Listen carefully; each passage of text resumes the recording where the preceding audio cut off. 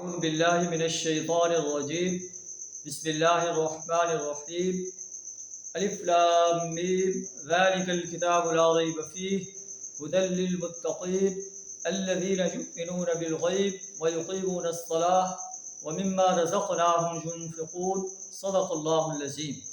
سورہ البقرہ کی 2 آیات آپ کے سامنے تلاوت کی ہیں، جن کا ترجمہ کچھ اس طرح ہے کہ الف لام میم ذالک الکتاب لا ریب فیہ، یہ کتاب ہے جس میں کوئی شک نہیں ہے، ھدی للمتقین، جو متقی انسانوں کے لیے ہدایت ہے۔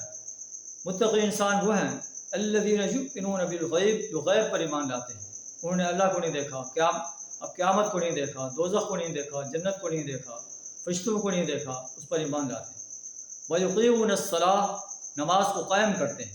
ومما رزقناہم ينفقون، اور ہم نے جو انہیں رزق دیا ہے اسے اللہ کے راستے میں خرچ کرتے ہیں۔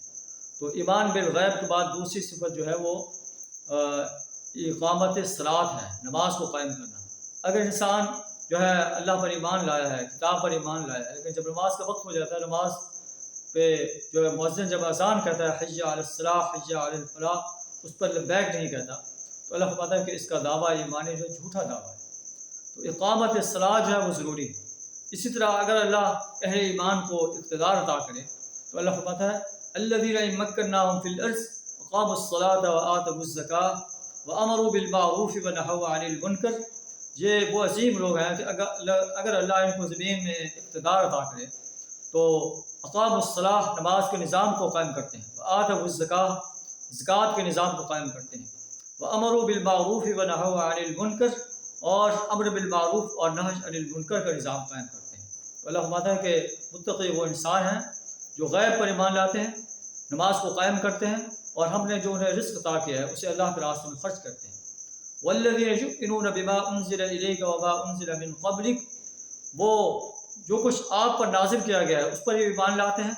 آپ سے پہلے جن انبیاء پر جو ہے نازل کی گئی کتابیں، تورات، انجیل، زبور، صحف ابراہیم، صحف موسیٰ، ان پر بھی ایمان لاتے ہیں۔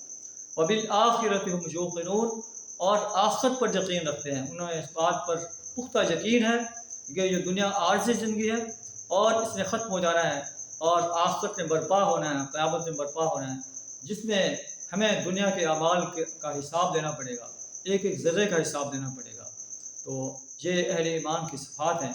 جو لوگ ان صفات کو اپناتے ہیں، اللہ فرماتا ہے اولئک علی ھدی من ربہم، یہ اپنے رب کی طرف سے ہدایت پر ہیں، واولئک هم المفلحون، اور یہی لوگ فلاح پانے والے ہیں، کامیاب ہونے والے ہیں۔